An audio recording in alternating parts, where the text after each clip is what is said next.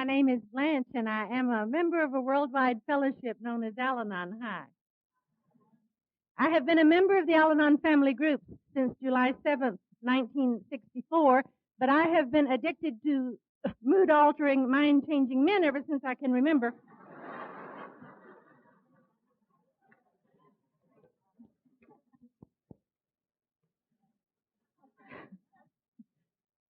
I hear some identity out there.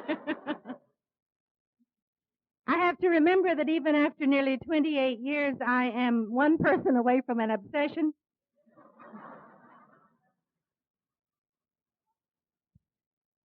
And 28 years makes me a survivor, not a savior. And I need to say that to remind myself of it on a regular basis. I would be remiss in my good manners if I did not thank the committee and all of you very warmly for the invitation to this most beautiful city. To Lois and Bob for taking such good care of us, for the food, for the accommodations, for the gifts. The first time I ever spoke in Canada was here in 1974 or 5, we can't figure out which.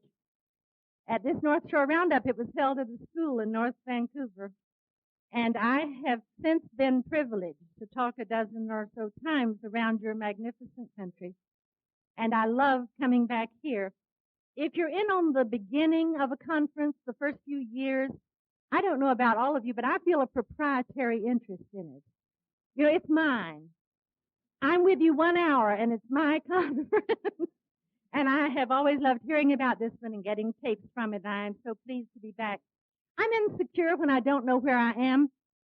And so before I came that first time, I began to read something about Canadian history. I had forgotten what I knew. And I read a lot of June Callwood, who is marvelous, and Pierre Burton. And some of the things I learned I just as soon not have known. British Columbia has 150,000 square miles more than Texas. It's 900 miles across Texas. It's 1,500 across Ontario. So when I'm here, I'm a very humble Texan. Now, you may think that's a contradiction in terms, but I try to be. I was back again 10 years ago, as Lois said, and I hope as long as you have this conference from time to time, I will be privileged to come share with you.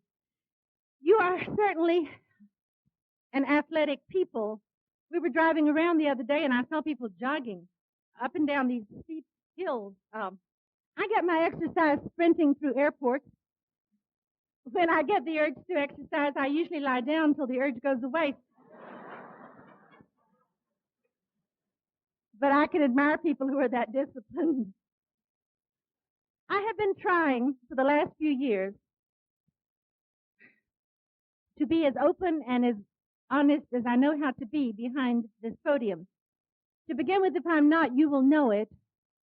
I have friends in California who refer to that phenomenon as podium pentothal. It's some sort of truth device that lets you know if someone behind a podium is being phony. But for a very long time, it was easier for me to tell you what I thought than how I felt. It was easier to talk about the program than about me. And sometimes listeners don't hear the difference right away, but I wasn't reaping the benefits that come from an honest sharing. So I remember the exact time that I decided I've got to quit that, and I've got to tell these people how I feel and what's going on with me, because that which does not come from the heart does not reach the heart. And I very much want to reach your heart this morning. Therefore, I need you loving me back while I'm talking, please, because I feel very naked and vulnerable up here. Thank you. I came here to participate in your conference and not to perform, and I have enjoyed the participation so far very, very much. I never talk without using notes. If you have a problem with that, I suggest you call your sponsor and talk about acceptance. If you could hear me when I didn't use them, you'd be glad that I do. Those of us who are privileged to share our stories in a great many places sometimes have a hard time. We want to vary them, and the truth hasn't changed. And so I have only one story to tell you, and I'm not going to go out and do it over again, so I'll have a different one for you. Besides, I would rather you leave this roundup thinking what a marvelous program then what a marvelous speaker. I came into Al-Anon kicking, screaming, clutching my halo, wrapping my robes of righteousness about me, and protesting to everyone who would listen, and a lot of people who didn't care, that I was fine, thank you. I had not done the drinking, and I did not need the therapy. I am so grateful that God led me to a group of people who were diligent about practicing the principles of the Al-Anon program. And what I know of them today, I know not because I read them or someone recited them to me, but because they were practiced lovingly and tenderly on me. This group loved me when I was unlovable.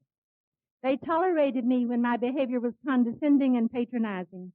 And they forgave me when I was sometimes really unforgivable. And I got a glimpse of what the principles could do long before I was able to practice them myself. I began to learn some things about Al-Anon that is not a ladies' auxiliary, that is not a stitch and bitch club, it's not a coffee clutch, and I was with people who were serious about recovery. I don't know whether you have this problem in British Columbia, but we do in Texas. There are well-meaning members of AA, and I truly think they don't know any better, who refer to any non-alcoholic in their family as an Al-Anon. That is like referring to a still-drinking alcoholic as a member of AA. So for the record, an Al-Anon is a member of an Al-Anon family group who attends meetings regularly, has a sponsor, reads the literature, works the program. And any other non-alcoholic you know who isn't doing that doesn't know anything about the Al-Anon program. So those people are misinformed. Don't listen when they talk. They are not carrying the message. They are spreading the disease. When I continued, oh, you do have some up here. All right. When I continued getting a glimmer of what this was all about, I learned that Al-Anon members are not cookie bakers and coffee makers. Above all, we are not AA groupies. This is not a therapeutic tool for the treatment of alcoholism. This program does not promise to save marriages, only sanity. And I thought both of those were in fine shape when I got to you. I certainly lived to learn better than that. And that happily ever after doesn't always mean walking hand in hand into the sunset together. Happily ever after means my personal recovery. And so I have a success story to share with you this morning. Vince said Friday night that women are not the enemy. Let me tell all of you who are in AA that Al-Anon is not the enemy. We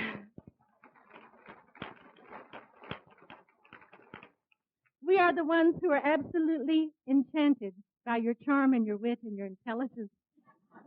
What can I tell you? We are the ones who find you irresistible. And we're on your side. And we are in this together. Well, thank you. I've never said that from a podium before, but I decided I would say it today. I feel very safe with you. That's a neat feeling. An analogy I always use about the beginnings in the program is that of my mother's illness and death. She died in 1965. We had been with you a year. I absolutely adored her, and I thought I could not stand this loss. The last time I visited her, she was in Florida, I was in Texas.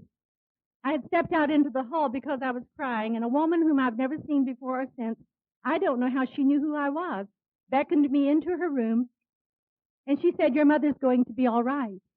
I said, "Oh, you don't understand. Her illness is terminal." And she said, "I didn't say she's going to get well. I said she's going to be all right." And my mother did not get well, and she has been all right ever since.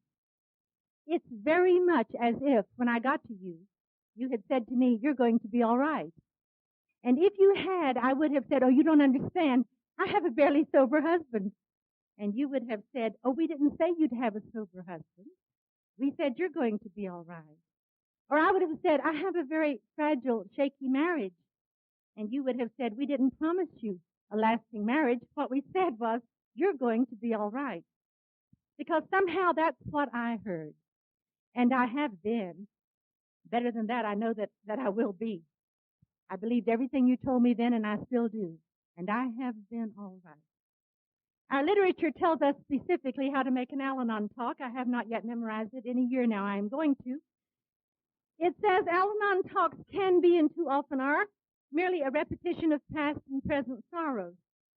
Sketching the background is important and has its place, but it's merely the foundation of the whole talk. The best talk, the one that helps the most people to the highest degree, is the one which brings out just how the program works and how the speaker follows it.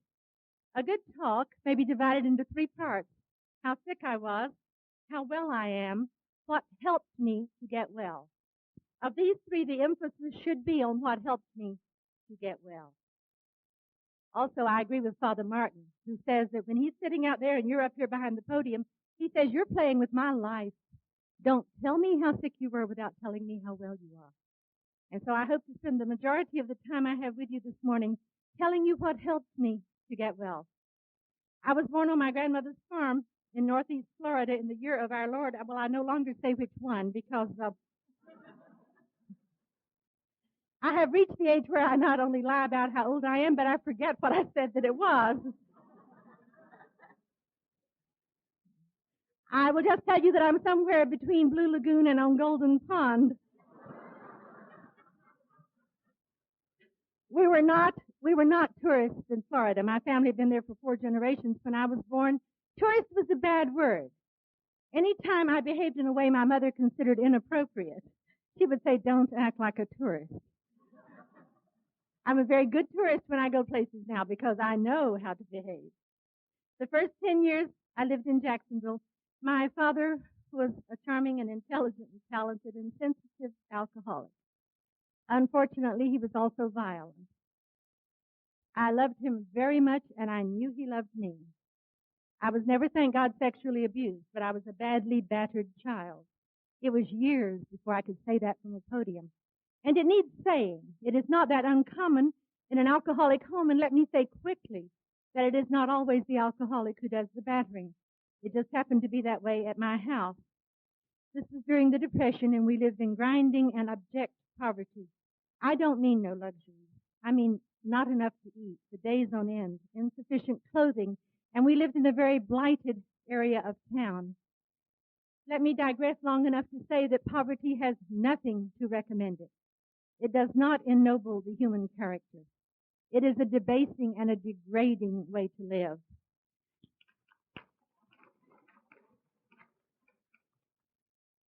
But even in this area of town, bad as it was, the neighborhood children were not allowed to play with me. I know now that their parents were understandably apprehensive about what went on at my house, but I didn't know that as a little girl, and I felt rejection and rage. And not on a conscious level, but at some level, I decided I could get back at them some way, somehow, and I did. I did it in school. I could beat the socks off every one of them, and I relished every minute of it. That was a bad motive, but there was a good byproduct. I fell in love with learning, and I've never fallen out of love with it. To this day, the most exciting thing that can happen to me is a brand new idea. By the way, the older you get, the fewer of them you encounter. But it really left a mark on me. As the other speakers have said, I in no way blame my problems on my parents at all. I was loved. And they were 19 and 20 when I was born, and I think about it, and I am aghast at the idea of taking on a child at that age. They did everything they knew to do. My mother and I were especially close. She and my father were divorced when I was 8. The violence had just become more than anyone could handle. She remarried a couple of years later, a man that, as it happened, didn't drink at all. We were not close, he and I, but we both loved my mother so much, and it was a real bond between us, and we felt a real affection for each other. The worst of the poverty was over. We had the necessities of life, but college was considered a luxury. And when I wanted to go to college, they were sort of mystified. No one in my family ever had. I'm the oldest of 21 first cousins on my mother's side, and almost all of them have gone on to school since they finished high school. And at family reunions, I'm really obnoxious. I remind them that I blazed the trail there. And besides, I wanted to go to Texas. I wanted to go to Baylor University, and that's where it happens to be.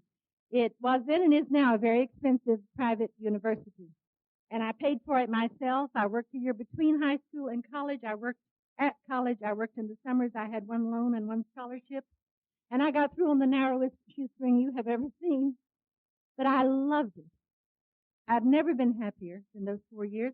And I think I received a splendid education. Here again, I don't recommend working your way through, if you can manage not to, because there were a lot of things I didn't get to do. But I had a marvelous time, and I loved the learning. My mother had said when I started talking about Baylor, well, all right, if you want to go to school in Texas, but you know what will happen, she said. You'll end up marrying a Texan. You'll spend the rest of your life out there because they don't transplant. And of course, I told her I was going to do no such thing, but I did, and they don't, and I have. And so she was right about that, as she was everything else. You need to understand that Texas is a state of mind. They've never forgotten that they were a nation, and this is the kind of pride that they feel. I hope you love where you live, because those of us in Texas wouldn't live anywhere else, and that's sort of astonishing in August every year. It's not fit for human habitation in August. So we have bumper stickers that say things like, on earth as it is in Texas. My father-in-law taught his children never to ask a man where he's from, because he said if he's from Texas, he'll tell you, and if he's not, it's not nice to embarrass.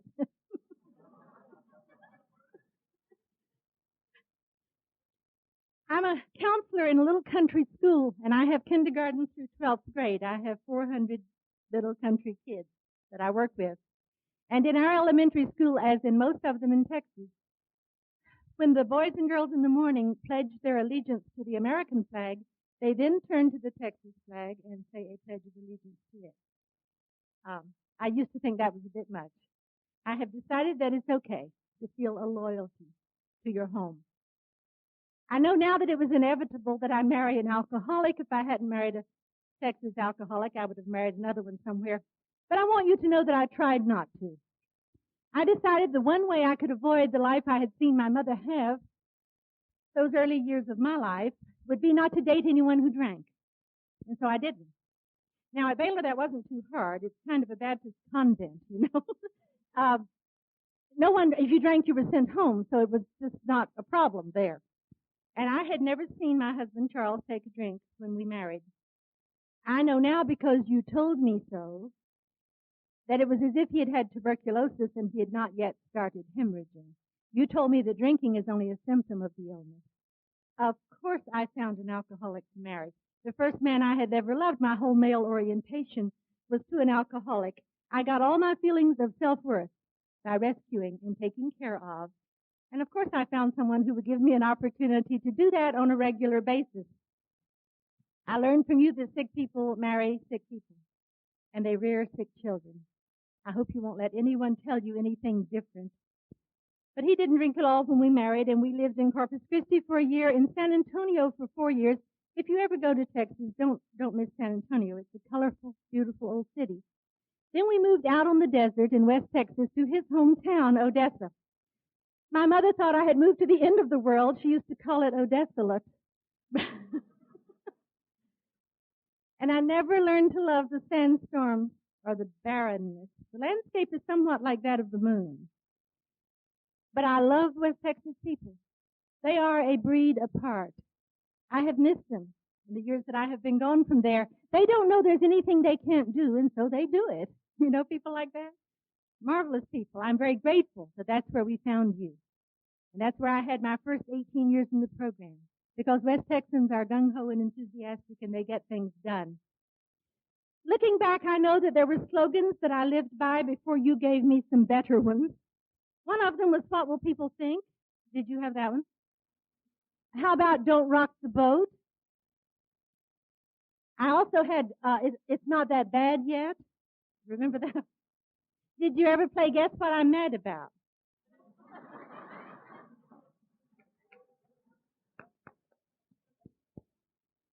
Charles used to say I could ask him a question, answer it myself, and go away mad.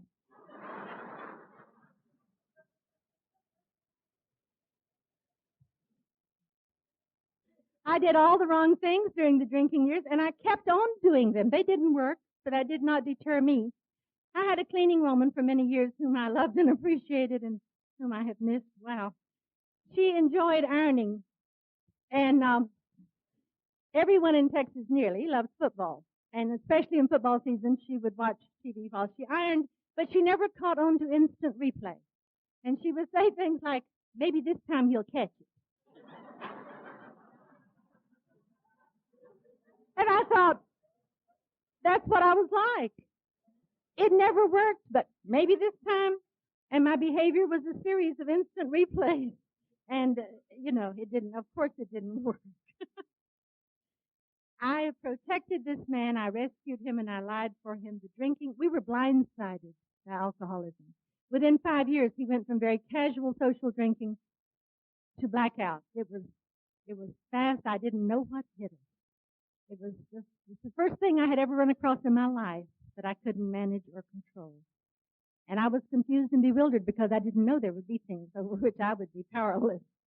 So I played Let's Pretend as diligently as he drank. And he was almost literally loved to death, and that can happen. I was as obsessed with him as he was compelled to drink. That is a pre-Al-Anon trait, you know. I'm sure you know that if an Al-Anon is drowning, someone else's life flashes in front of her eyes. That is obsession. I would like you to think that I stayed with him out of love and loyalty. I did not. I stayed out of pride, and when I'm this far from home, I have to explain that just a little bit. I spent the first 10 years of my life in Jacksonville, Florida, which is on the Georgia border, and the rest of my life before I married in Pensacola, which is on the Alabama border. And that part of Florida, when I was growing up, was very much the Deep South. And you have no reason to know this, but women of my generation in the Deep South were given a specific kind of upbringing. It wasn't all bad. I was taught by precept and example that if you keep the men happy, everything else falls into place. Nothing wrong with that if they had said, but you don't give up big chunks of your own personhood to do that. And no one said that. I was taught and made to repeat after my mother and my aunts and my grandmother that you're a lady in the parlor, a wizard in the kitchen, a hussy in the bedroom.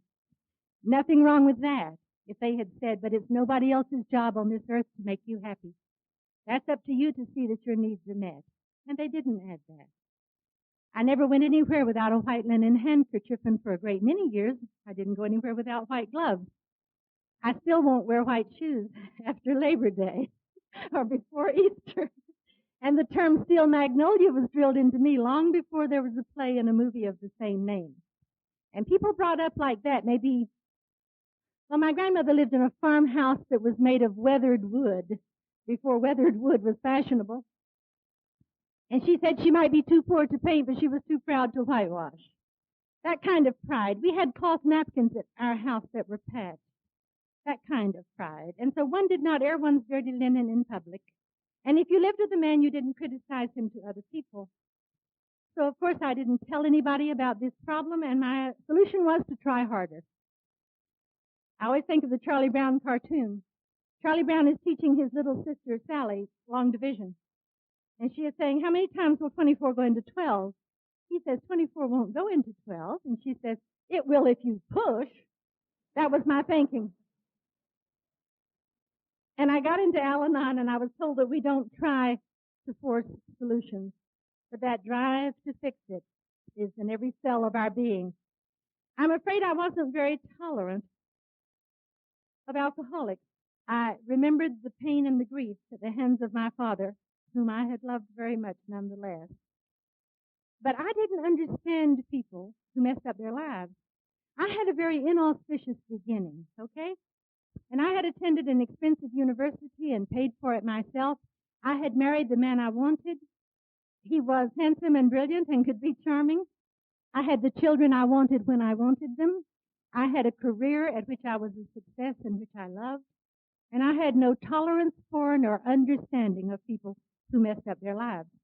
Until I got a sponsor who made me repeat. I'm surprised she didn't make me write it on the blackboard 100 times, but she made me repeat, we are not morally superior to sick people, over and over and over. I did a few things right during those years. I used to say by accident, I know now by the grace of God. I never called Charles a drunk. I never thought of him that way. I was married to a very fine man who drank too much, who had what my Irish grandmother called the failing. At some level, I knew he was sick. I knew he wouldn't be that way because he wanted to be. And even during the worst of those years, I had a God whom I worshiped and served, not God as I understand him today. But I hope that if I live another 28 years, my understanding of God will have deepened and broadened too. Do you ever get to remembering, the weller we are, the sicker we can see that we were? English teachers are allowed to make up their own words. It's in our contract. I had a doctor who was Al-Anon before I found you, and I say that because it was he who said you must do what is necessary for your sanity and your serenity regardless. And he gave me permission when I needed it very much. It was this doctor who suggested that I return to teaching school. I had taught before I married, but I was keeping all the rules, and back then the rules said a good mother didn't work outside her home. But he was urging me to go back to teaching, and I am not a spontaneous person. I wish I were. I have worked my way up to flexible, but I will never make frivolous. So I thought about it for a year, and then I did return. I taught English in a very fine, very affluent, very large high school. I know people who don't think that 150 17-year-olds every day would constitute therapy, but they did for me. It was like taking pressure off a wound when I was in that classroom. I used to tell them they were a doctor's prescription, that he had written them on a prescription pad, and he did. It was not one long honeymoon. There were days when I wished for retroactive birth control, but not usually. That's how we were when we got to you. I respected Charles then, and I still do in retrospect, for the fact that he never stopped trying to find an answer. We never suspected alcoholism. He wasn't violent. He didn't drink in the mornings. He always drank at home. He didn't fit my stereotypical picture of an alcoholic. He went to doctors. He went to lay counselors. He went to ministers. He went through clinics. He went through both our local psychiatrists rather quickly because, of course, he didn't tell them the truth about anything. And finally, a business associate of his suggested that he see a counselor who was doing family counseling in Odessa at that time, a psychologist. Strangest lady I ever met, very eccentric. It'll tell you something about her when I tell you that his first appointment with her was at 12:30 a.m. And it will tell you something about him when I tell you he was there. He kept it. And it was she who sent us to you people. He'd been seeing her about 6 weeks. It was January of 1964. I was still home from school for the Christmas holidays. Are there moments in your life that are so lucid, so great, that you remember every detail? The carpet, the curtains, everything. I remember this in such detail. When she called, and when she told me her name over the phone, of course, I recognized it. She said, "Your husband is an alcoholic. This is a family illness. I need to talk to you, too." And all of my Deep South upbringing went out the window, and I said, "You're out of your mind," and hung up. She had hit a nerve, and I didn't want to talk about it. Before I could leave the room, the phone rang again, and when I picked it up, before I could say hello, she said, "Don't hang up. I know what you've been through." Well, she couldn't know. I hadn't told anybody. She couldn't possibly know. And I thought all the tears had long since been shed. And I stood there with that phone in my hand, and I cried and I cried. That was your first gift to me, was the freedom to cry. I cry anytime I please now. Charles used to say I could cry reading telephone directories or menus. No, but as Cliff says, supermarket openings are rather moving. Television commercials, the Kodak ones undo me every time. It's a real freedom. I did go to see her, and it was she who sent it to you all. And for 6 months, I would go only to open meetings. And I wouldn't go to one of those if Charles was due to get any memento of sobriety. I guess your groups do that. Little tips for 30 days, 90 days. I would have had to hear him say, "My name is Charles, and I'm an alcoholic." And I didn't want to hear that. The meetings at which these tips were given were open meetings. And other people had their families there. But I didn't go. And if anyone had the questionable judgment to invite me to Al-Anon, I treated them the way I had been brought up to treat people that you want to have nothing to do with. I was kind but cool. And I explained that I had not done the drinking and I didn't need the therapy. And if we had sobriety at our house, there would be no problem. I can't even say that with a straight face. In July of that year, we went back to San Antonio. I told you we'd lived there and loved it, and we went back every chance we got, and Charles had a slip. He said, I must always tell you it was not a slip. It was a carefully planned drunk. I know now it wasn't his worst one or his longest one. To his credit, he never drove, drinking or hungover.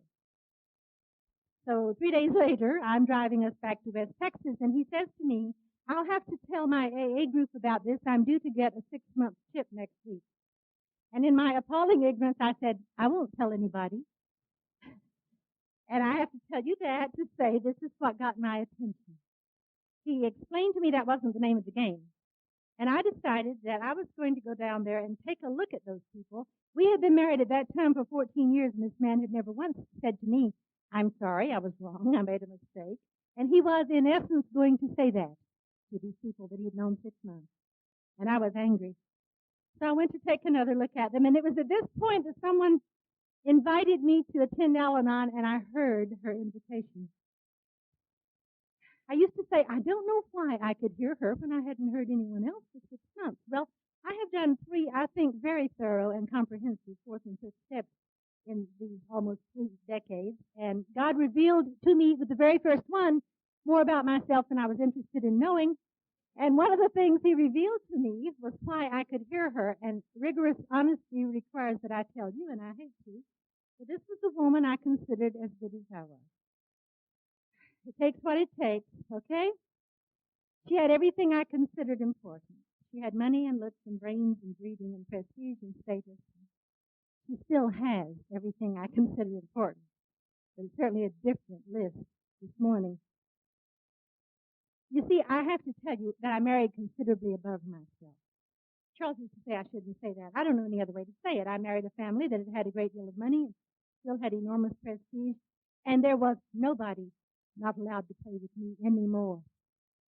And I needed that, and I was so afraid that if I went down to that group with those people, I would lose all of that. Of course, I had prayed for help, but I thought God was showing very bad taste.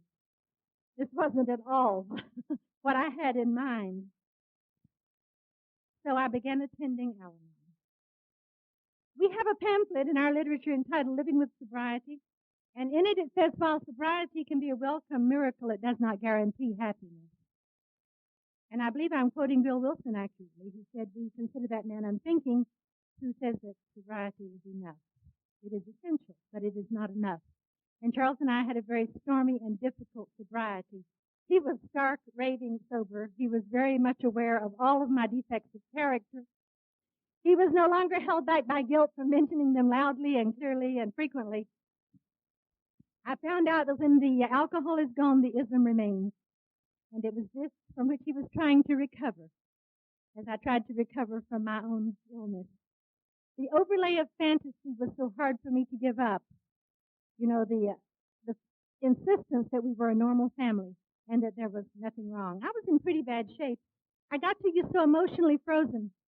Now, I didn't think this through during the years of the drinking, okay? But it's as if I had thought during those years that the feelings had valves or faucets, and I would turn off the one marked anger, and I would turn off the one marked resentment, and the one marked self-pity.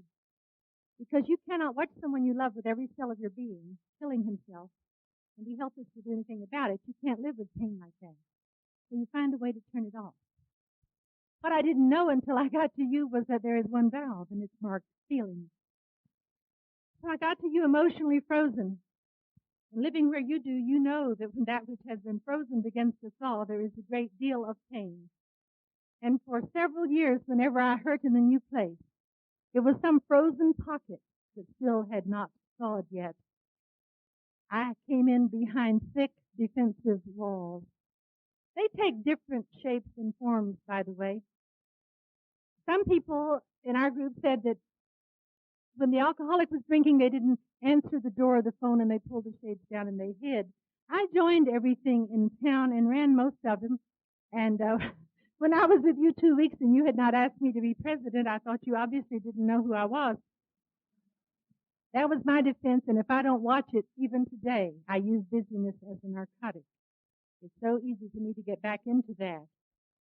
I no longer batter at these defensive walls as I used to. I used to feel like, let me in. I want to be your friend. I've decided that's kind of an emotional rape, and I don't do that anymore. People will let down their defenses when they feel safe enough to do so. Maybe if when there's a little chink in their armor and they look out, we can let them know that the natives are friendly, and we can be warm and loving and caring enough that they will put down their swords as their hostility eases, and eventually even their shields when they feel safe enough. That's the way it happened with me. And I began to hear the program not all at once and not from just one person. Somehow I began to hear, do you realize that you're sick too? And as I say, as often as I get a chance to, alcoholism was not trendy in 1964. It was not the in thing to be alcoholic. There were not celebrities shouting from the rooftop that they were alcoholic. Nobody knew the whole family was sick. There was this terrible stigma attached to alcoholism. And so, of course, I didn't know that. It was very hard for me to accept. But when I did, I realized that I'd have to do what I was told, and that was hard for me, too. I mentioned that I'm a counselor in a little country school. A few years ago, I had been visiting with a first grader, and I was walking him back to his classroom. Darling little boy, mop of black hair, big black eyes. He said, my teacher's not here today. I said, yeah, I noticed. He said, she's sick. I said, yes. He said, they sent another teacher. I said, yes, they did. He said, when I'm sick, they don't send another little boy. And while I was explaining to him that no one could possibly take his place, I thought, oh, the times we would send someone else to do it for us if we could. But no one can learn for him. No one could recover for me. My group said that we don't hear the answer until we ask the question. And you don't ask the question if you already have all the answers, and God forgive me, I thought that I had them. When they realized they couldn't teach someone who already knows everything, and that didn't take long, my sponsor said, you're going to have to give up some old ideas. God can only fill an empty vessel, she said. You cannot put new wine in old bottles, she said. So I began to unlearn some things that well-meaning people, out of the kindness of their heart, had taught me, thinking they were telling me the truth. I bet you got some of these too. One of them was, God helps those who help themselves. Did you get that one? He does not, you know. He helps those who ask. And the times I have needed him most desperately, I could not have helped myself if my life had depended on it, and it very nearly did. God helps those who ask. I was brought up, and I'll bet you were too, being taught that mature people don't need help. They stand on their own 2 feet. They handle their own problems, right? Wrong. Infants are dependent. Adolescents are independent. I'll do it myself. It's a phase they have to go through in the course of growing up. But mature adults are very happily interdependent. I am not talking about a sick, clinging neediness. I am talking about a very healthy need for each other that we can provide, especially in this program. I learned that some pain is necessary for my spiritual education, but misery is optional, and I do not opt to be miserable anymore. If you could see my long-distance charges, you would know that I have indeed learned to ask for help. If I can't make it through the night in Texas, I have friends in California who are still awake. Cliff's wife, Pat, says I only love her for a time zone. And if California's asleep, there's Hawaii. I mean, I can reach out. There are people everywhere. I learned that I have not only a right to, but a responsibility for taking care of myself, and that includes emotionally. That some pain can be avoided. I do not have to die on every cross today just because I see it there. I was taught growing up that you put everyone else first and yourself last. No, that's wrong too. I have learned not to demand me first, but to at least say my turn. And to do something toward taking care of myself, so I'll have something to bring you when I come to you, for instance. And something to take to those 400 youngsters every day that I work with. My sponsor moved away after 11 years, and I got another one, and if I had a second hour to talk to you, I would talk about sponsorship. I do not understand the kind of ego that presumes to undertake this marvelous spiritual journey unguided and undirected. My sponsor is Donna Lancaster, and she insists that I tell you both her names. She doesn't consider a meeting the public level. She was born with no legs. It's hard for me to explain to her how unfair life is sometimes. She flies her own plane. She drives her own car. She does anything she pleases. And I have tremendous love and regard and respect for her. She taught me that before any challenging or difficult situation, there are two questions I should ask. One is, what is in my best interest here? Well, now you can't ask that and be a martyr. And I had been such a good martyr. I had suffered so nobly. I have a friend who says she required plastic surgery to remove her hand from her forehead when she got to Al-Anon. And the other question I must ask myself is, what will enable me to like myself later? And that's a big one. But it's a big one.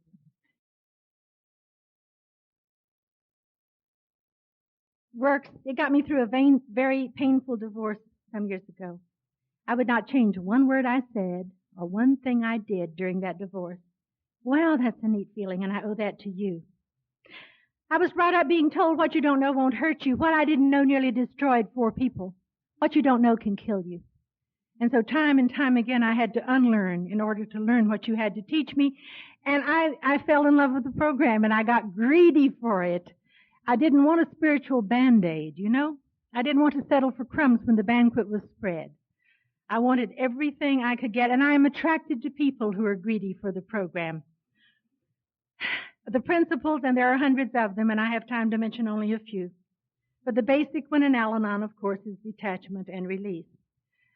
I was told release with love. That isn't how I did it at first. I was told to do it, though. They said if you don't like the warts, let go of the frog. I didn't like the warts. I didn't like the person I had become. But I would have turned him over to the Ku Klux Klan or the Communist Party or anyone that would have taken him, and my sponsor would say, no, with love, with love. I finally got the hang of that. It's still not what I do best in the program. And there are times when I have to withdraw emotionally before I can release. There are times when I release with anger for a while before I can with love. And everything I've ever released in my life has claw marks all over it, but I'm better at it than I used to be. I began to realize that God could work directly through my husband and children and later on those people I sponsored. I had not known that. I thought he had to come through me. I had always been willing to tell them God's will for their lives. They didn't even have to ask. That's a symptom of untreated Al-Anonism, rush in and rescue. Today, most of the time, I can listen to your feelings without trying to fix you. Now, everything in me wants to fix you, but I bite my tongue and I sit on my hands, and today, most of the time, I can listen. Because, after all, we do not give advice, and our literature says that repeatedly. We can share our experiences and our observations. I didn't see how anyone could help anyone who didn't give advice. And when I began asking that, my sponsor said, what we do is help people see their available options. And I thought about that a long time. When I got into Al-Anon, I thought I had 3 options. I could divorce Charles. I could live with him while we both tried to recover in our programs. Or I could have a close, warm, loving, communicative marriage. Unfortunately, I opted for number 3, and that was not one of my available options. And today, anytime I'm miserable, it's because I have opted for something that is not available to me. And I need you to show me what my options are, and perhaps more importantly, what they are not. And this is one thing I'm able to do with the people whom I sponsor. I tried to quit translating. Did you ever translate?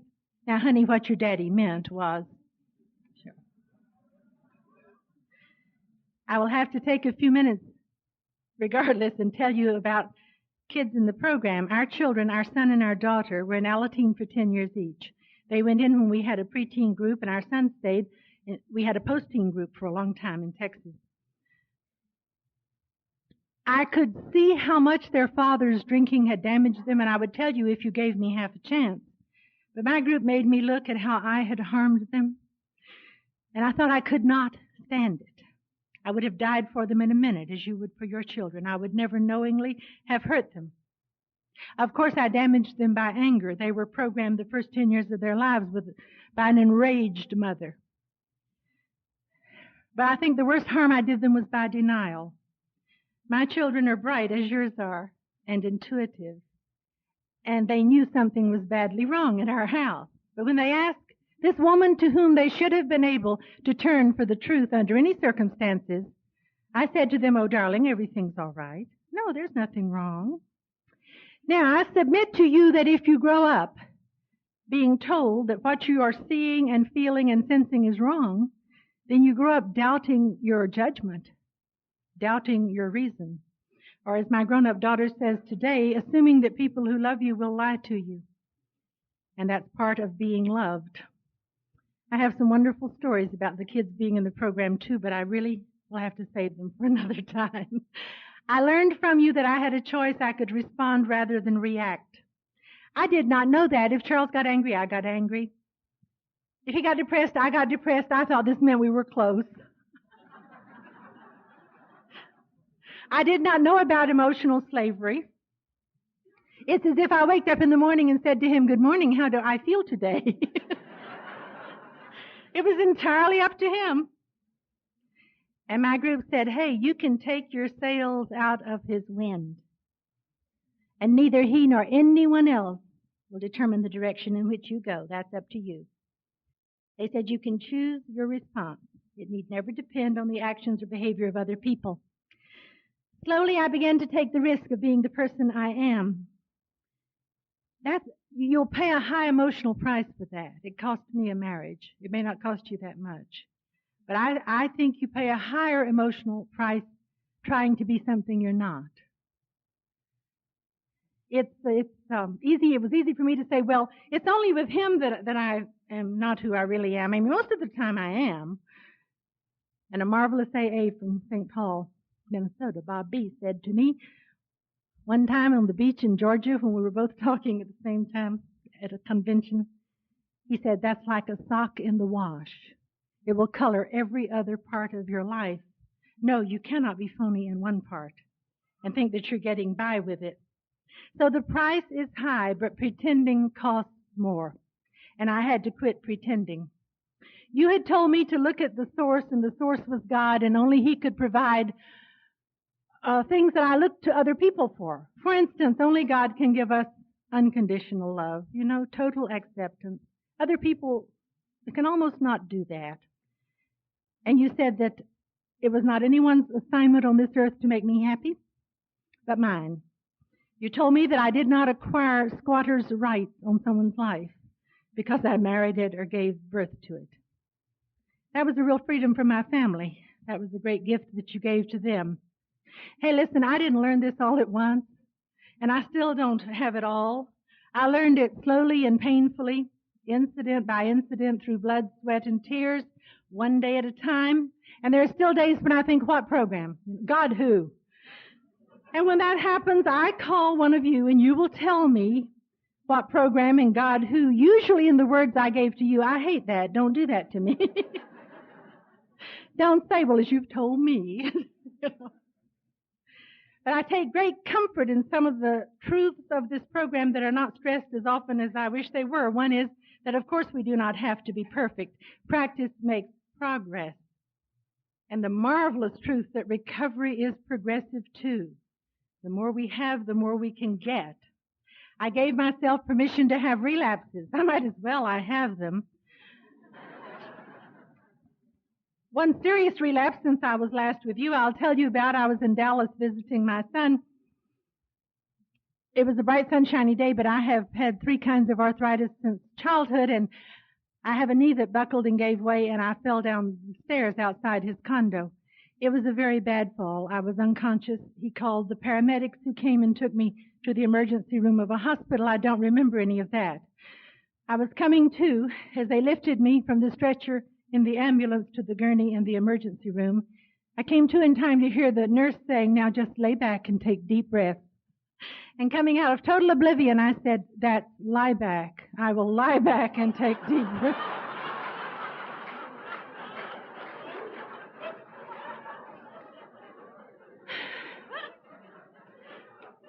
I passed out again, but when I came to, I could not shut up. I said, you see, dear, you say it so many times every day, you really must learn to say it correctly. My son was putting his hands over his eyes. He said, she doesn't do this to total strangers usually, really. She doesn't. Fortunately, the nurse thought it was funny. Fortunately. But my point in telling you is to say that when my defenses get down, I am, by golly, going to straighten out the world. And that's a little untreated Al-Anonism, a little relapse there. Because, of course, I talk the talk better than I walk the walk. Of course I do. And I walk the walk better than I feel the feeling. But I'm still the best Blanche I have ever had. And I owe you gratitude for that. What I am learning today is just as new and scary to me as what you are learning after 1 year or 5 or 10. I need a hand to hold while I look around corners, into new areas. And oh, thank God, one of your hands has always been there. Sometimes God leads me and sometimes He drives me. And sometimes I wish He wouldn't and sometimes I'm afraid He won't. I have to hurry. These children are fine today, I think. Thank you, and I mean literally thank you. Both my son and daughter have been married and divorced. My daughter is a journalist. She's political editor for the St. Petersburg Times in Florida, which was always her other home anyhow. She is she's in New Hampshire this week because in New Hampshire there's a primary election that is considered very important, and she's up there freezing to death, covering it. It's a long way from Florida. This is a very prestigious and important newspaper, and you don't know that if you're not a journalist, and I'm not, but she told me so. She makes 3 times the money I do, which wouldn't be hard, but this is my kid, She was married some years ago, and when we were planning the wedding, she and her groom were saying to her father and me, there is no rule that says that your attendant has to be a girl. And the person I love most in the world is my brother, and I want him to stand with me. Well, I opened my mouth to give her the benefit of my wisdom, and her brother beat me to it. He said, oh, I've never been a bride's person before. That sounds neat.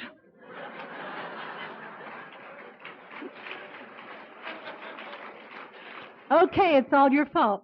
You're the ones who taught her she can be who she is. In that subversive organizationality, you taught her that. The groom said, well, in that case, I'm really closer to my sister than I am my brother, and it will balance the wedding party if she stands with me. And so we had a best woman and a man of honor.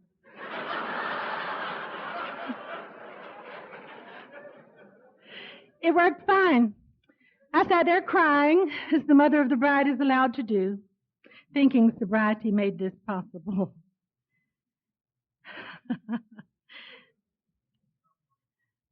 My son is a commercial photographer in Dallas, and he too is extremely successful. We are achievers.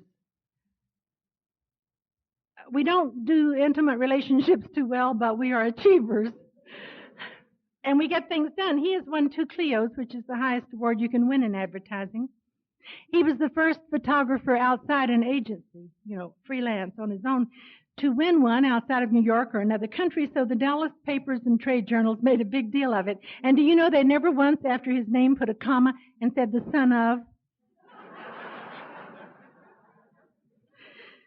That's okay.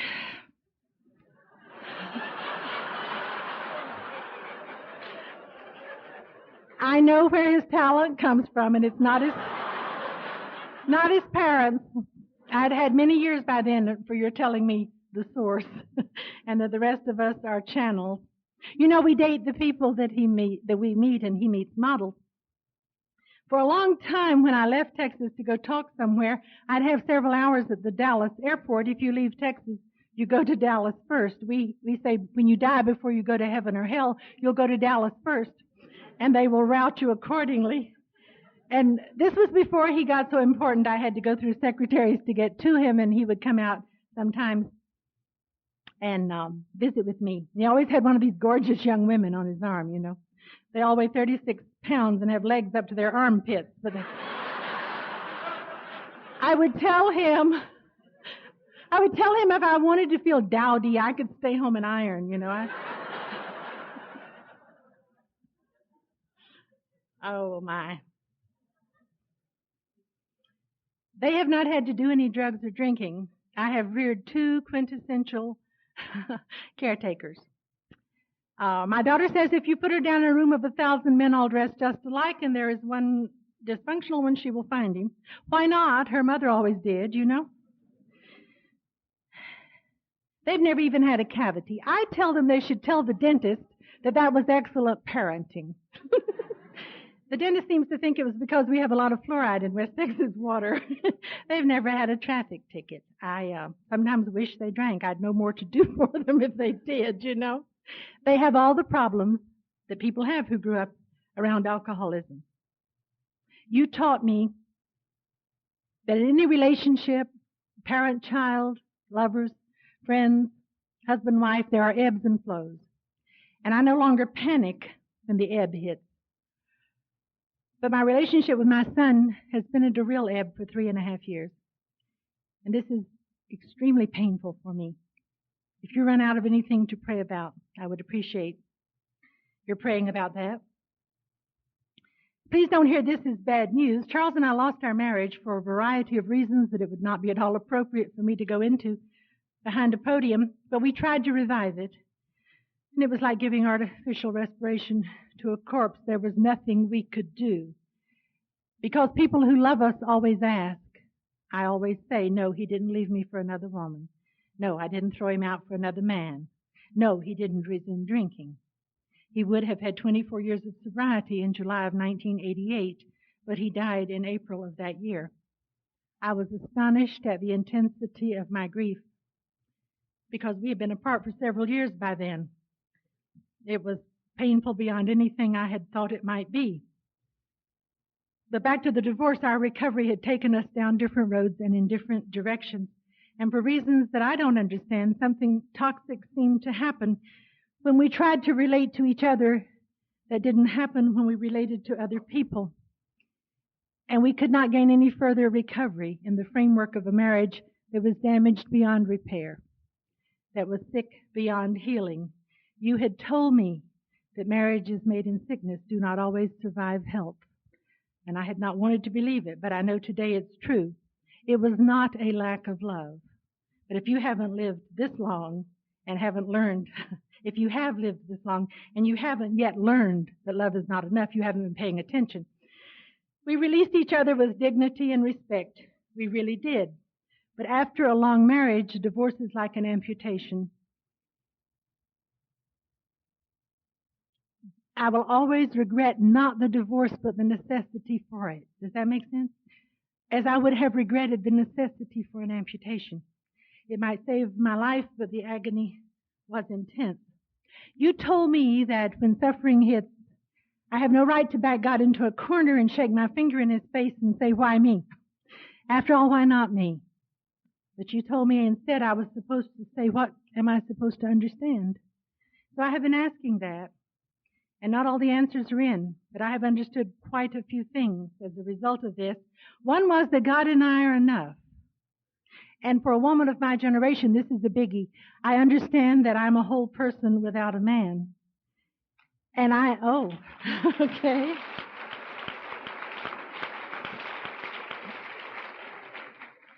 And that means that the men who have been in my life these last 10 years were there because we both wanted them to be, and not because one of us had a loose umbilical cord that we were trying to plug into the other as a life support system.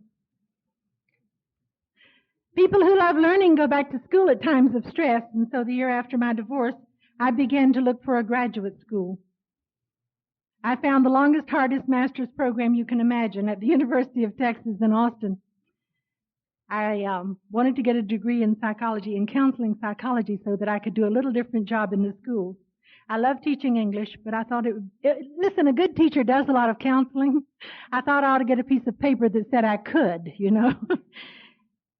And when I found this, I said to my children, I don't know, this is going to take 3 years and a thesis. Do you know how old I'll be in 3 years if I go get a master's degree? And my son said, how old will you be in 3 years if you don't? It was very hard for me to pull up roots, to leave my comfort zone, to sell the house my kids grew up in. But you had told me the houses are only brick and wood, and that any house I live in is God's house, and I can take the memories with me. You would have laughed to see me in graduate school. I kept wanting to teach the class. I kept wanting to say to the others, honey, what the professor meant was, you know. I also wanted to correct their grammar, but I don't do that when I'm conscious. I did get that master's degree in counseling psychology, and I worked part-time at our community college as a counselor, and then I had one class I taught there for 5 years. It was a class in human sexuality. It was fun being interviewed for it. How do you ascertain that someone is qualified to teach a sex class? They asked some interesting questions. It was a marvelous class. It had to be taught by a counselor, and we had excellent visual aids. Now, don't get smart. And we had a marvelous textbook, and we had excellent films, and I had a wonderful time. One thing about it, unlike the kids in my English classes, the kids in the sex class never once said, what are we learning this for? We'll never use this. Never once.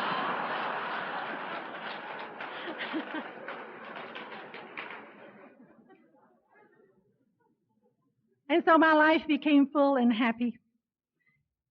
I am not young, and I have never been beautiful, but there have always been men who cared for me. And this is neat because I really like men. I'm comfortable with them. My life would have been a great deal less complicated if I did not like them so much. And so I had been hanging out with Bob Miller for some years, and I was totally comfortable with him, and I knew that I loved him very much. But he liked living alone, too. About once a year, we talked about marriage, but we never both wanted to at the same time. You know how that goes? Last October, I was getting ready to go talk in Tulsa, Oklahoma. It was Halloween night, and we were on the phone, and I said, you know, you have your 25th AA birthday coming up in 5 weeks. I think we ought to do something really big for the 25th one. How would you like to celebrate it? And he said, I think I'd like to get married. Now, I am rarely at a loss for words. Rarely. But I almost said, to whom? You know? Before I could say anything else, he said quickly, I have talked to my sponsor, my 3 children, my accountant, and my lawyer, and they all think it's a good idea. Is that romantic or what? I said, well, let me talk to some people, too.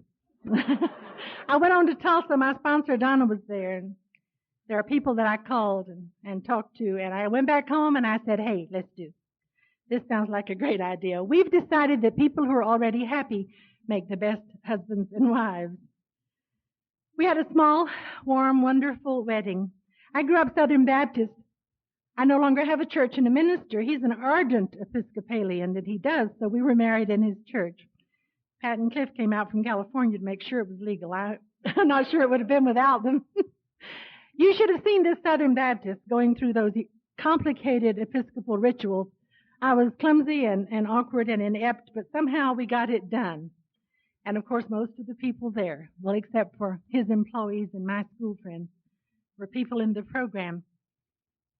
He had suggested that in view of our age, we might use Amazing Grace as the wedding march, but I refused to do that. We have bought an absolutely beautiful, big, new house that we would be moving into this weekend, but you asked me before he did, and so I had to come be with you, you know. This is the first conference we've been to as husband and wife. It'll always be very special to us, and I want you all to meet him. Bob, would you stand up a minute, honey?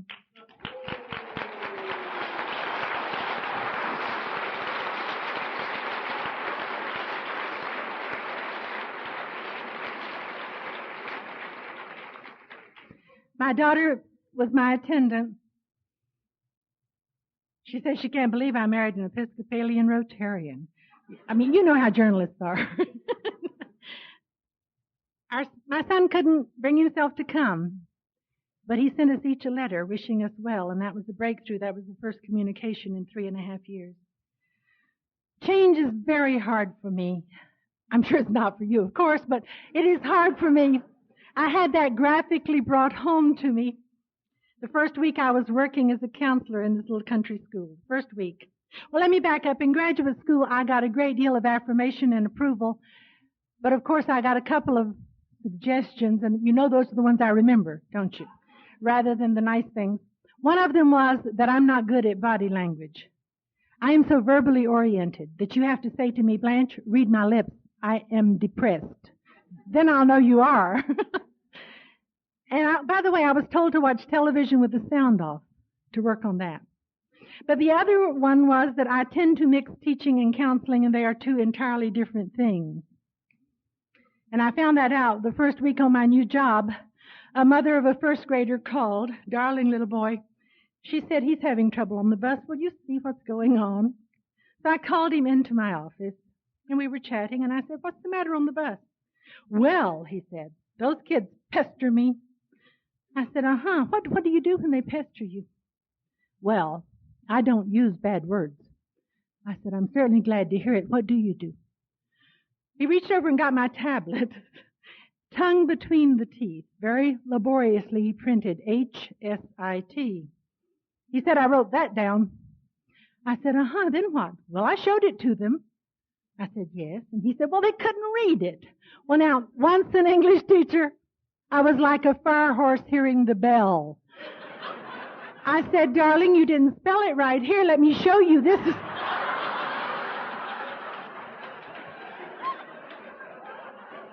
Can you believe that? I was crossing the T before I thought, what am I doing? I don't think this is what they hired me for. I haven't taught any more obscenities to 6-year-olds. And I hope that when he went home, no one said, what did you learn in school today? But it just reminded me so graphically of how hard it is for me to change. But with a new marriage and a new home, I'm going to get the hang of it just any time now. I've got to hush. You did what I asked you to. You did love me back while I was talking, and I felt very safe and very good with you. And I thank you for that. I end every talk with some lines from our Al-Anon literature that I like very much. They say today, this very moment is all you're sure of. And that flashing instant has gone to join the past even before you're aware of it. With this dizzy spin of time, the only safe way to make each moment count is to make Al-Anon responses habitual. You can't go wrong following Al-Anon's teachings. With them, there is no regret for yesterday, there's guidance for today, and there's hope for tomorrow. So this is the promise from Al-Anon literature with which I leave you on this beautiful Sunday morning in this beautiful city in Vancouver, British Columbia. I wish you no regret for yesterday, and guidance for today, and hope for tomorrow.